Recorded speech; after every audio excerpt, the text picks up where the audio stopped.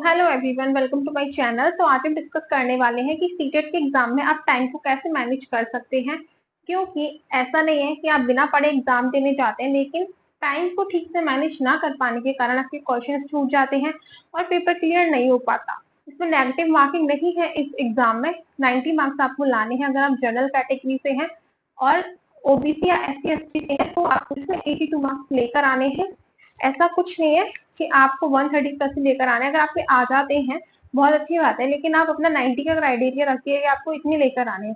तो टाइम को कैसे मैनेज करना है। सीडीपी की तैयारी के लिए आप कौन सी बुक ले सकते हैं, पीवाईक्यू फ्री में आपको कहाँ से मिलेंगे, और पीवाईक्यू करने का क्या तरीका होता है, इन चीजों के ऊपर ऑलरेडी मैं वीडियो बना चुकी हूँ। तो सेम चीज के ऊपर बार बार बात करना ठीक नहीं होगा। तो आप अगर नए हैं इस वीडियो में तो आप पुरानी वो वीडियोस में जाकर देख सकते हैं। यहाँ पर आज बस मैं 2-3 टिप्स आपको बताऊंगी। बहुत छोटी सी वीडियो होने वाली है ये। अगर वीडियो पूरी देखेंगे तो आपके लिए फायदा ही होगा। पूरी वीडियो जरूर देखिएगा कि इसके अंदर आप टाइम को कैसे मैनेज कर सकते हैं।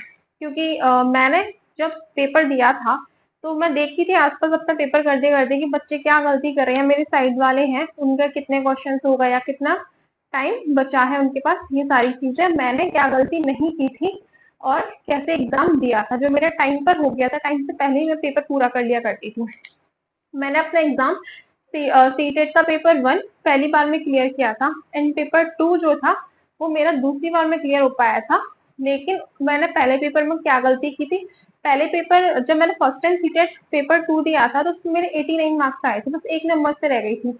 तो उसमें मुझसे एक छोटी सी गलती हुई थी जो मुझे एग्जाम जब मेरा क्लियर नहीं हुआ तो मुझे पता चली, तो वो भी मैं आपको बताऊंगी।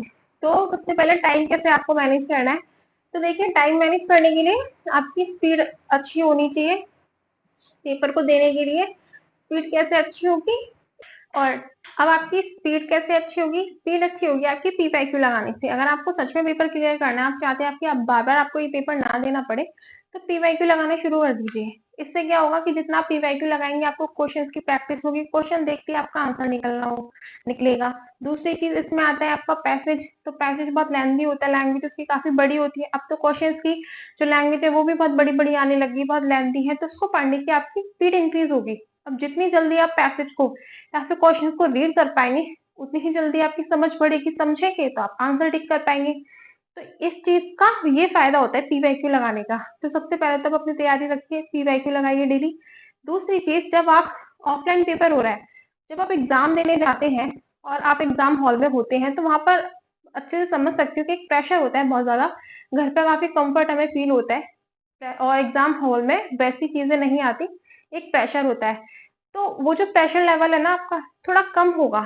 आप देखिएगा जब आप पीवाईक्यू बहुत ज्यादा पीवाईक्यू लगाकर जाएंगे तो आपका कॉन्फिडेंस लेवल भी अपने आप बढ़ेगा कि हाँ, मेरे पहले 30 में से 20 नंबर आ रहे थे, फिर 25 हुए, फिर 29 हुए। ठीक है, इस तरह से आपके नंबर भी इंक्रीज होंगे पीवाईक्यू में। आपका एक कॉन्फिडेंस लेवल बढ़ेगा इससे, और जितने ज्यादा आप कॉन्फिडेंस रहेंगे उतना ही आसान रहेगा पेपर को सॉल्व करना। नेक्स्ट चीज, आप ओएमआर शीट कैसे फिल करते हैं।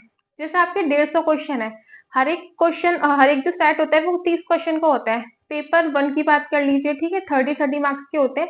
तो सबसे पहले आप वो वाला सब्जेक्ट अटेम्प्ट करिए जिसमें आपकी पकड़ बहुत अच्छी है, जो आपका बहुत अच्छा है। किसी का लैंग्वेज में पकड़ बहुत अच्छी होती है, किसी की सीडीपी में होती है, किसी की मैथ्स में होती है, सबका अपना अलग अलग होता है सब्जेक्ट। For example CDP.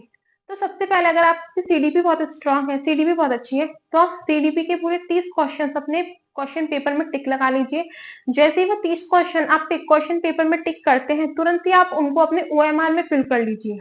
आपको ये चीज बिल्कुल नहीं करनी कि आप पेपर भरने में लगे हुए, पहले 150 क्वेश्चन पेपर में फिल किया आपने, उसके बाद आप ओएमआर लेकर बैठे, वहां पर टाइम लग जाता है।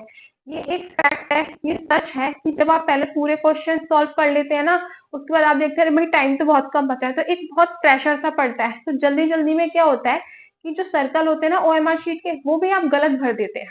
ऐसा खुद मेरी एक फ्रेंड के साथ हुआ है कि जिसके क्वेश्चन पेपर के अंदर तो क्वेश्चन सारे ठीक थे, लेकिन उसका पेपर पास नहीं हो पाया। क्यों? क्योंकि पहले उसने पूरा पेपर सॉल्व किया था, उसके बाद लास्ट में उसने ओएमआर भरना शुरू किया था क्वेश्चन 1 से 150 तक, और इतनी जल्दी जल्दी उसने क्वेश्चन फिल किए थे, मतलब कि गोले भरे थे अपने ओएमआर के, कि उसके जो है वो गलत हो गए। उसका पेपर आते हुए भी मतलब वो पास हो सकती थी, लेकिन ओएमआर भरने की जल्दबाजी में उसका फेल हो गया वो, मतलब उसको फिर दोबारा पेपर देना पड़ा।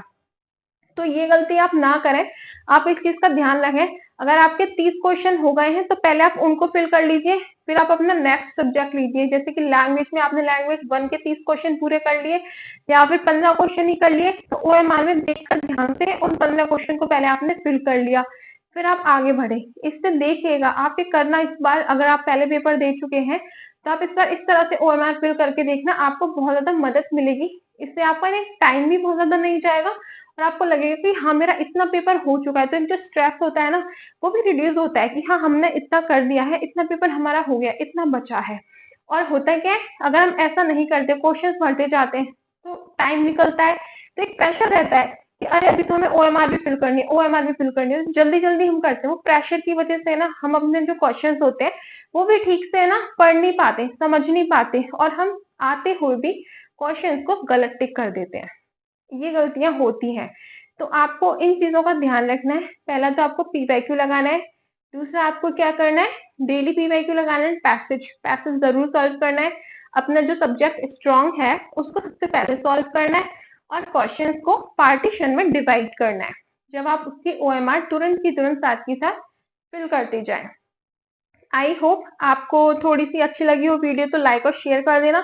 चैनल पर नए हैं तो सब्सक्राइब कर देना, इंफॉर्मेटिव लगी तो शेयर कर देना। और ऐसी ही और भी वीडियोस के लिए और सीडीपी क्लासेस, टैग वर्ड्स या फिर उसके जो पीवाईक्यू है क्वेश्चन सीखने के लिए एसएसटी की क्लासेस, उसके लिए भी आप मेरी वीडियोस देख सकते हैं। सबके मैंने प्लेलिस्ट बनाए हुए हैं, डाले हुए सारे वीडियोस आपको चैनल पे मिल जाएंगी। तो मिलते हैं नेक्स्ट वीडियो में, जब तक के लिए बाय बाय।